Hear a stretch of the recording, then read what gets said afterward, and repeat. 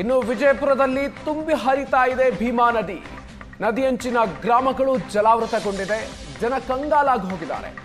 ಮನೆಗಳು, ದೇಗುಲ, ಶಾಲೆ ನದಿ ನೀರಿನಿಂದ ಜಲಾವೃತ ಆಗಿದೆ. ಆಲಮೇಲ ತಾಲೂಕಿನ ದೇವಣಗಾಂವ ಗ್ರಾಮಕ್ಕೆ ಜಲ ದಿಗ್ಬಂಧನ ಉಂಟಾಗಿದೆ. ಸೊ ಅಲ್ಲಿ ಥರ್ಮಾಕೋಲ್ನಿಂದ ತೆಪ್ಪ ಮಾಡಿಕೊಂಡು ಜನ ಓಡಾಟವನ್ನು ಮಾಡ್ತಾ ಇದ್ದಾರೆ. ದೃಶ್ಯಗಳನ್ನು ನೀವು ಗಮನಿಸ್ತಾ ಇದ್ದೀರಿ.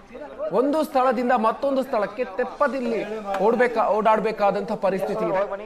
ಮನೆಗಳು 2-3 ಅಡಿಯಷ್ಟು ಮುಳುಗಿ ಹೋಗಿರೋದನ್ನು ನಾವು ದೃಶ್ಯದಲ್ಲಿ ಗಮನಿಸಬಹುದು. ಜನ ವಾಸಿಸುವಂತ ಪ್ರದೇಶ ಜಲಾವೃತ ಆಗಿ ಹೋಗಿದೆ. ನಿರಂತರವಾಗಿ ಸುರಿತಾ ಇರುವಂತಹ ಮಳೆ,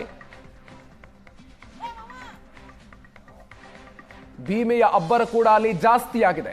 ಭೀಮಾ ನದಿ ಅಬ್ಬರಿಸ್ತಾ ಇದೆ. ಮಹಾರಾಷ್ಟ್ರದಿಂದ ಜಲಾಶಯಗಳಿಂದ ನೀರನ್ನು ಕೂಡ ಹರಿದು ಬಿಡಲಾಗ್ತಾ ಇದೆ. ಉಜನಿ ಹಾಗೂ ವೀರಾ ಜಲಾಶಯದಿಂದ ನೀರನ್ನ ಹರಿಬಿಡ್ತಾ ಇರೋದ್ರಿಂದಾಗಿ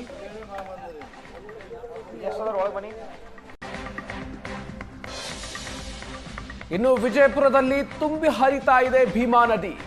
ನದಿಯಂಚಿನ ಗ್ರಾಮಗಳು ಜಲಾವೃತಗೊಂಡಿದೆ. ಜನ ಕಂಗಾಲಾಗಿ ಹೋಗಿದ್ದಾರೆ. ಮನೆಗಳು, ದೇಗುಲ, ಶಾಲೆ ನದಿ ನೀರಿನಿಂದ ಜಲಾವೃತ ಆಗಿದೆ. ಆಲಮೇಲ ತಾಲೂಕಿನ ದೇವಣಗಾಂವ ಗ್ರಾಮಕ್ಕೆ ಜಲ ದಿಗ್ಬಂಧನ ಉಂಟಾಗಿದೆ.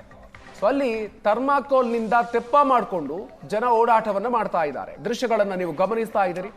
ಒಂದು ಸ್ಥಳದಿಂದ ಮತ್ತೊಂದು ಸ್ಥಳಕ್ಕೆ ತೆಪ್ಪದಲ್ಲಿ ಓಡಾಡಬೇಕಾದಂಥ ಪರಿಸ್ಥಿತಿ ಇದೆ. ಮನೆಗಳು 2-3 ಅಡಿಯಷ್ಟು ಮುಳುಗಿ ಹೋಗಿರೋದನ್ನು ನಾವು ದೃಶ್ಯದಲ್ಲಿ ಗಮನಿಸಬಹುದು. ಜನ ವಾಸಿಸುವಂತ ಪ್ರದೇಶ ಜಲಾವೃತ ಆಗಿ ಹೋಗಿದೆ.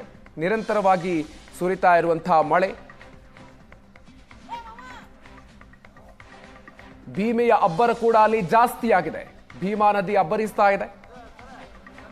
ಮಹಾರಾಷ್ಟ್ರದಿಂದ ಜಲಾಶಯಗಳಿಂದ ನೀರನ್ನು ಕೂಡ ಹರಿದು ಬಿಡಲಾಗ್ತಾ ಇದೆ. ಉಜನಿ ಹಾಗೂ ವೀರಾ ಜಲಾಶಯದಿಂದ ನೀರನ್ನ ಹರಿಬಿಡ್ತಾ ಇರೋದ್ರಿಂದಾಗಿ